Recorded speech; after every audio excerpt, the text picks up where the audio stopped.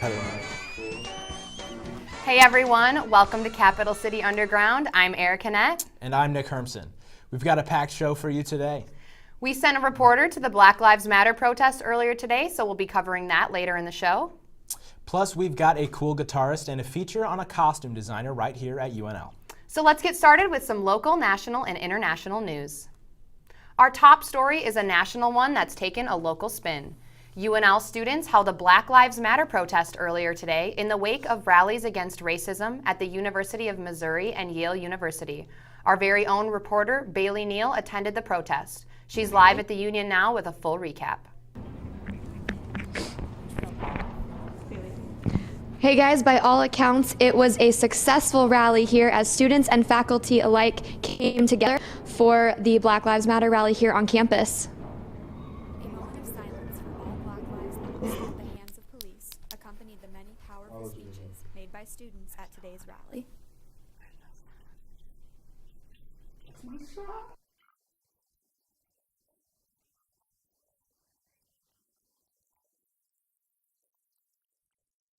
When Trevor Obermuller created the Facebook event, he thought it would just be him and a few friends handing out flyers to raise awareness of racism. I know that these things happen on the campus, and I wanted to help bring them to light. Caitlin Evans, a co-organizer of the event, wants people to know that while this rally is in support of Mizzou, the issue is everywhere. This protest was not just because of Mizzou or the things happening in Mizzou. It was just the perfect timing that these things are happening across the country.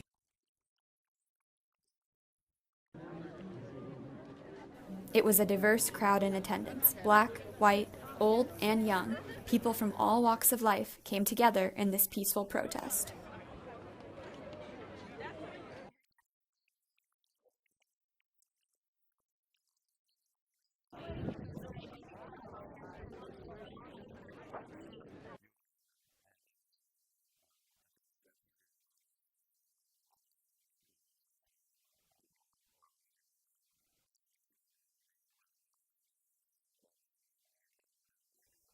Many say that today was a successful first step in the right direction.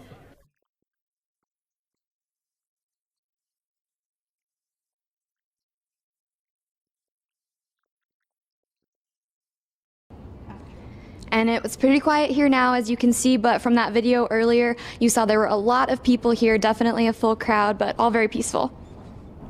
Bailey, students asked for some changes to be made on campus. What are they asking for? Some of the changes they're asking for are cultural and racial sensitivity classes for freshmen, a more diverse faculty, and justice for some of those racially aggravated events that have occurred on campus. And Bailey, I know there were some negative comments on the Facebook page. Did they run into any problems today? Yeah, there were a few kind of inappropriate comments on the Facebook page and some social media, but thankfully none of that showed up at the rally. I think the biggest issue they had was the PA system cut out a little bit, but overall it was a success today, guys. Thank you. Great, thanks, Bailey. Today, Republicans pushed legislation through the House that made it harder for Syrian and Iraqi refugees to enter the U.S. This is just after ISIS claimed responsibility for the attacks in Paris that killed 129 people and revived post-9/11 fears in the U.S.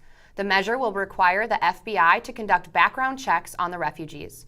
President Barack Obama is promising to veto the bill. We have new information developing about the attacks in Paris. According to the French prosecutor's office, DNA testing confirmed the man who organized the Paris attacks was killed Wednesday in a raid north of Paris. Wiretap evidence led police to an apartment in St. Denis where they battled ISIS military in a bloody 7-hour raid. In addition, the Belgian law enforcement conducted half a dozen raids in Brussels Thursday, focusing on the friends and family of another one of the Paris attackers. Police say that specific attacker blew himself up outside the Stade de France. And meanwhile, France's lower house of parliament approved extending the state of emergency through February. The upper house will take up the measure tomorrow. France's president also says his country is taking the lead in taking out ISIS. Let's have a listen. Rule of law is the most precious thing for man. Daesh is making war against our ideas, our art of living on life in France. The band, who was performing in Paris on Friday during one of the attacks, are home safe. Eagles of Death Metal were mid-concert when gunmen opened fire. All future shows are on hold until further notice. 4 of the band members' staff was killed in the attacks.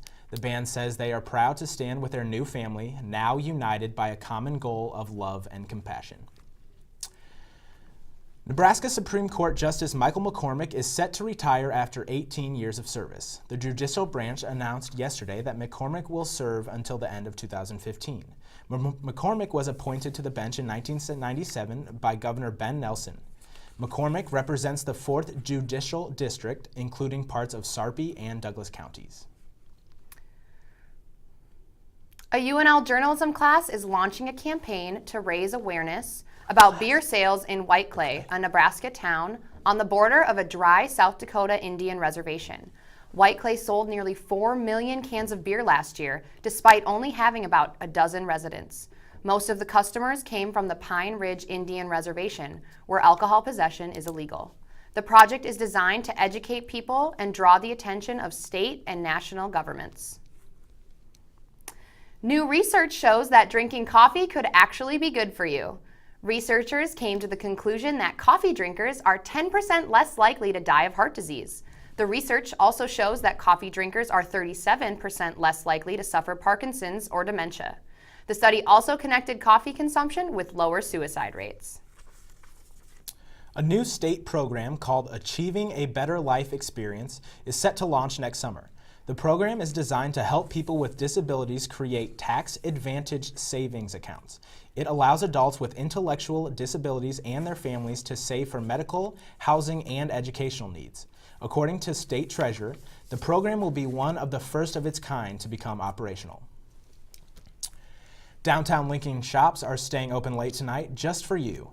VIP shoppers will enjoy special discounts, giveaways, and appetizers from your favorite restaurants and other fantastic shopportunities.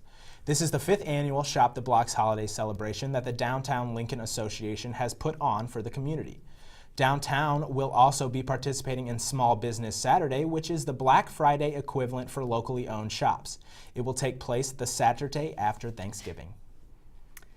India's film censor authorities have ordered that 4 scenes in the latest James Bond movie Spectre be shortened before its release in the country. The Central Board of Film Certification has ordered that scenes including at least 2 kisses between the lead actors be trimmed before release. The decision was trending on social media on Thursday. Nick, I haven't seen this movie, but now I'm kind of curious to see what scenes they're talking about. No, and it's interesting, too, because James Bond, I mean, he's a ladies' man. You know, you can't take away the kisses. But anyways, India, I feel bad for you. There is a viral video circulating. A couple broke the big news of their first pregnancy to their parents in a pretty cool way. Take a look. I had Hyper. I am pregnant. Hyper. Yes. Keep saying it. Keep saying it. You're going to be grandparent. Keep saying it. You're going grandfather. Grandfather. Yes. I'm going to be a grandfather. Yes. Yes. I'm going to be a grandfather. I'm going to be a grandfather. I'm going to be a grandfather. Yes. Oh, we're going to be grandfather. I can't believe that. That just makes you smile, doesn't it? I know, you can't help it. What a clever way. You know, they were playing music so loud in the headphones that they were just reading lips, so they couldn't really hear, so that's why it was so awesome. We're going to take a break now, but please stick with us. We'll be right back.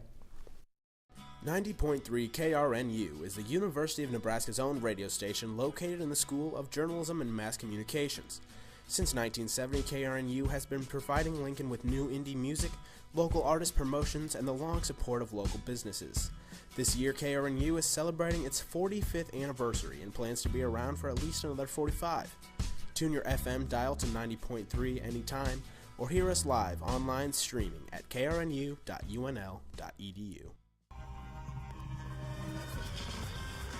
I always knew I was going to study fashion design in college, and I kind of got addicted to the energy. Just to be able to see all the hard work the students have put into it and how talented they are. The most innovative designers are students, and I get really excited knowing that kids are still into it. There's just no other industry like it.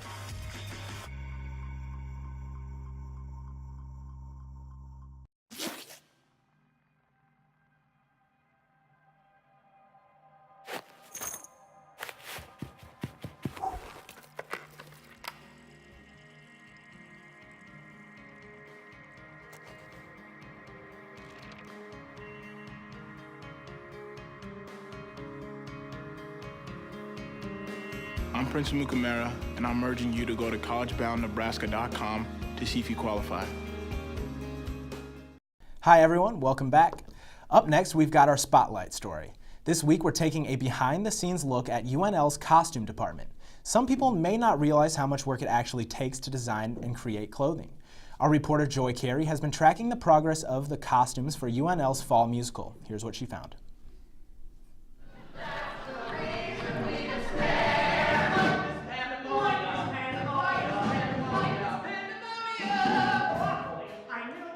The 25th annual Putnam County Spelling Bee is a musical about some strange yet lovable kids getting seriously invested in a spelling bee. Katie Davis is the costume designer for the show. She says costumes can completely change the audience's experience. People don't always think about just how much what a character wears influences how they think about the character.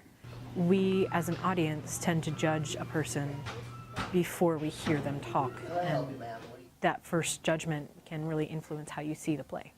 Davis says creating a persona through clothes is even harder with a more contemporary show, and the age of some of the characters adds another layer of difficulty, like trying to make this 20-year-old actor look like he's 12.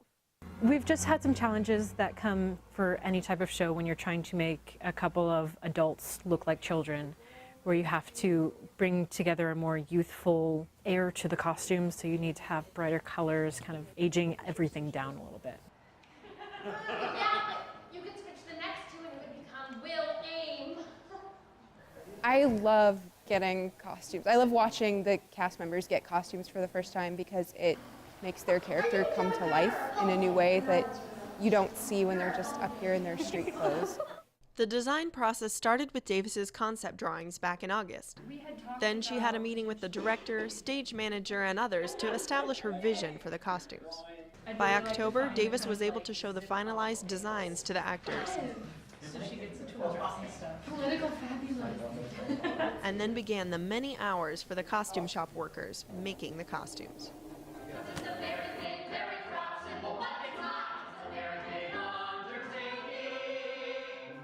Over here, we've got someone working on Olive's dress. So the purple top is the top part of her bodice of the dress, and then the rest of it is more of a floral. We're adding buttons, bright pink buttons down the front, because it'll look really cute. This is Davis's fourth time designing costumes for a UNL main stage show, and she estimates that this time she put about 100 hours into the job. But the audience doesn't get to see the hours put into these costumes. Since the show opened on November 11th, all that's left is the final product.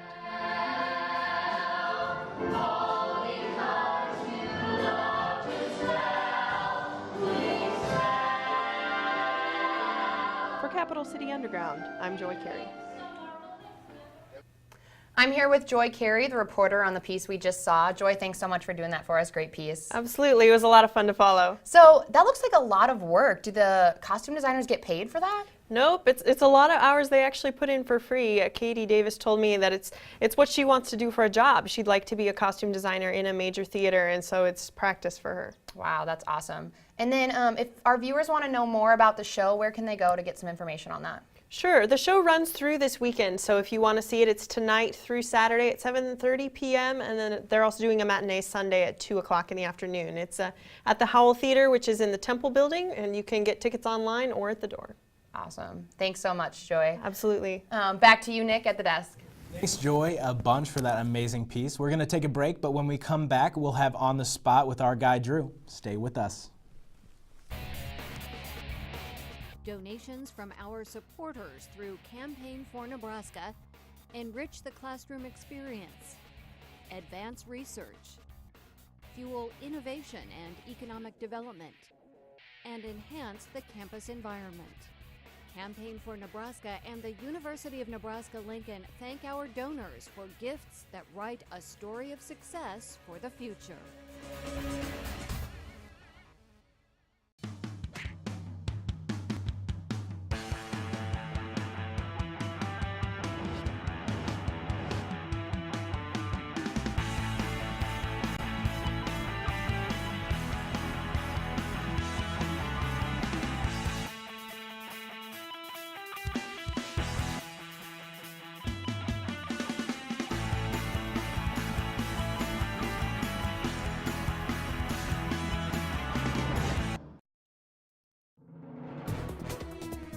Well, the speech and debate team is 143 years old. We're the oldest student activity on campus, and we're one of the best. We work really hard. And we're the best Big Ten team in the nation. We've won the Big Ten Tournament Championship 3 years in a row. And for the past 8 years, we have placed in the top 10 nationally. We have the best students, the hardest working, the most dedicated. We have the best students here at Nebraska.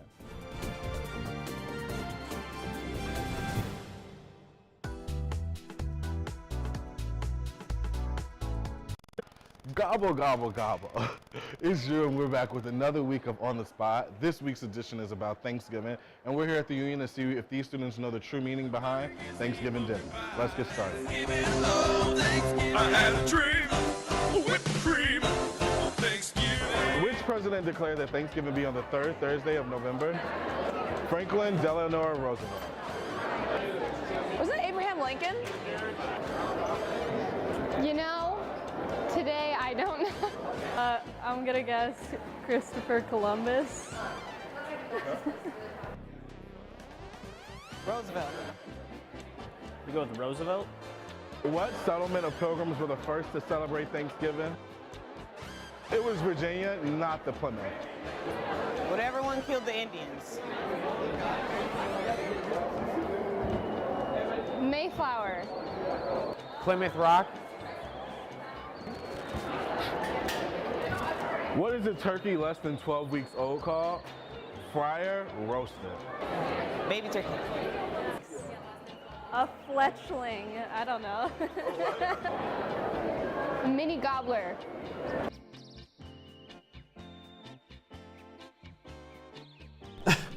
You know, my favorite part about that was probably watching Drew just walk around the Union doing this. Imagine how many people were staring at him. Probably a lot. That was definitely one of the funnier ones we've had. So.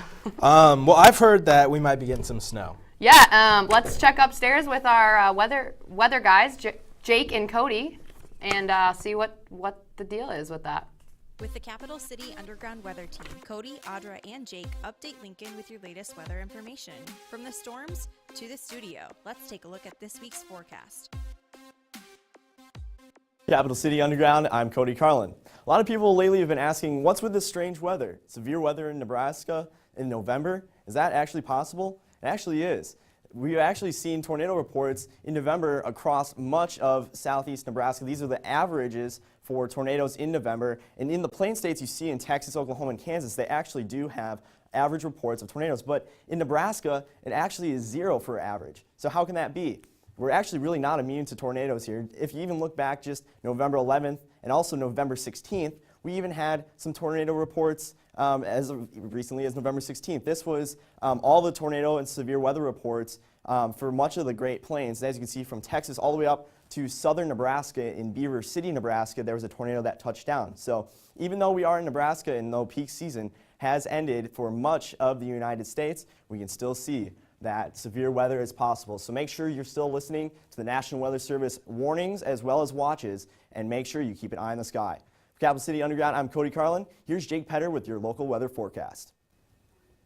Thanks, Cody. Now looking at your current weather here in the capital city, we got 46 degrees. It's sunny and breezy, so the winds are gusting at about 31 miles per hour, so it's a little windy. But looking at tonight, it's going to get quite chilly with a low of 24 degrees. Clouds will be increasing slightly, but winds will die down slightly at 5 to 10 miles per hour. For tomorrow, winter weather makes its way back into the forecast, where fast-moving weather systems bring in a chance for snowfall later in the evening. So with a high around 45 degrees, it'll begin with rainfall around noon and gradually transition into snow later into the evening. Looking at snowfall potential, looking at our map here, this is a map of the 24-hour probability of 1 inch or greater snow. So we can see the higher amounts are up in northeastern Nebraska, where there's actually a winter storm warning in effect. But here in the capital city, we're expecting more around a trace to 2 inches of snow. It's kind of a tricky forecast. It all depends on when that rain transitions over to snowfall in the evening. Looking at our week ahead, Saturday it's going to be quite chilly at 35, but as we move into the weekend and into the rest of your work week, temperatures will begin to warm up into around the 50s, with 50 on Monday, 53 Tuesday, and 50 on Wednesday.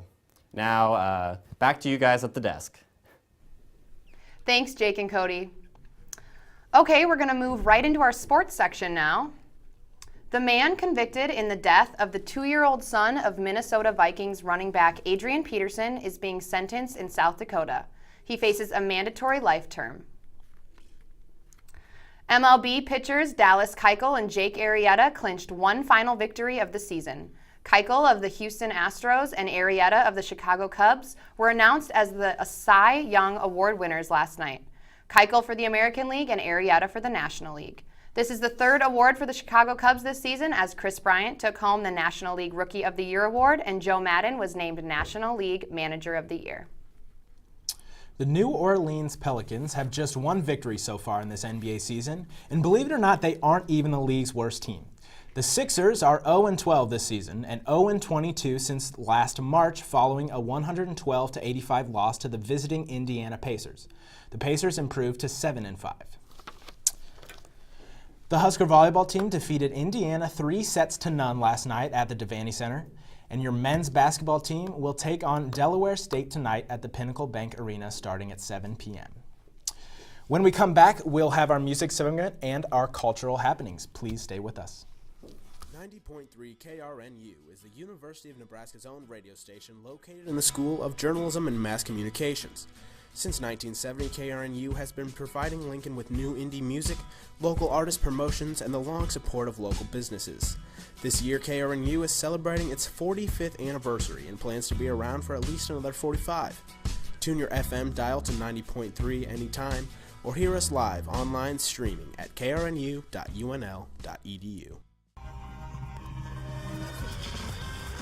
I always knew I was going to study fashion design in college, and I kind of got addicted to the energy.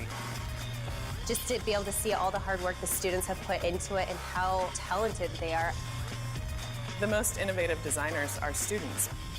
And I get really excited knowing that kids are still into it. There's just no other industry like it.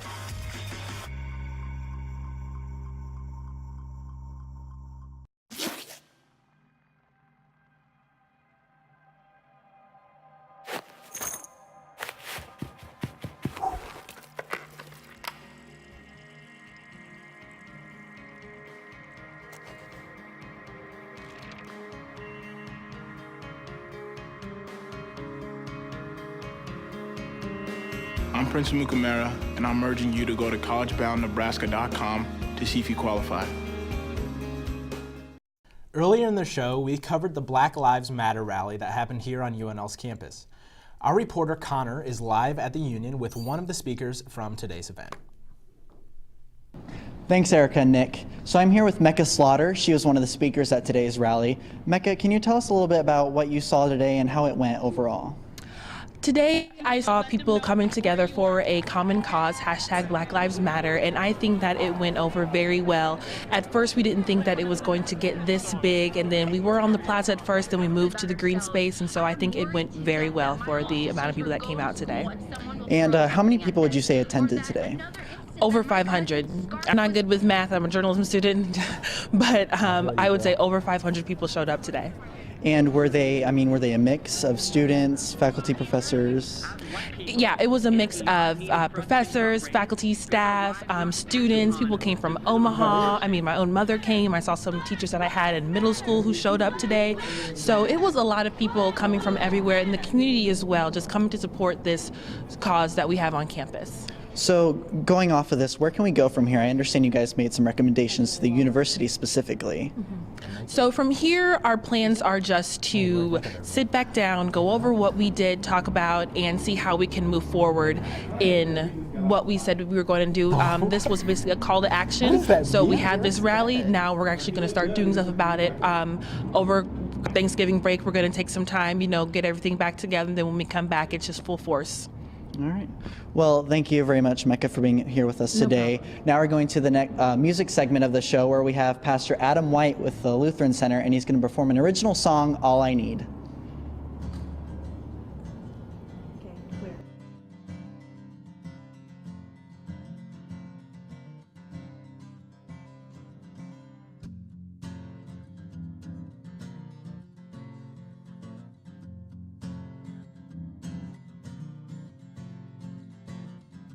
I've searched everywhere, for something that could fill my soul. And I've tried everything, and everything gave me nothing that could fill this gaping hole. The world gave me momentary security as it left me falling to the ground. The world slowly ripped my heart away from me until in Jesus Christ I was found. Yeah.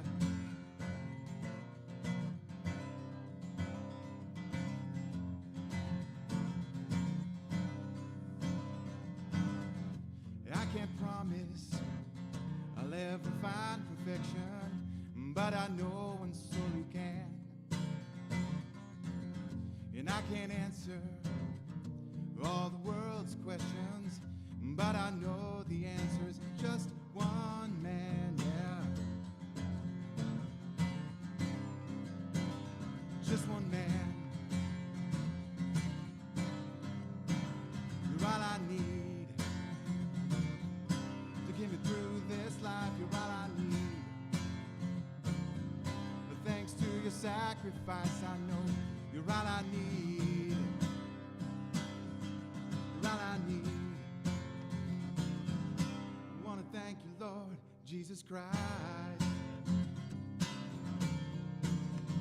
Jesus Christ.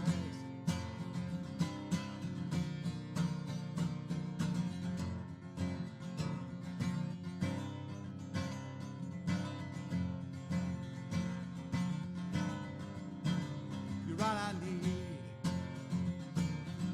to get me through this life. You're all I need.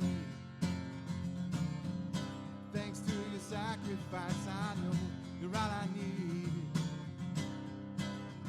You're all I need.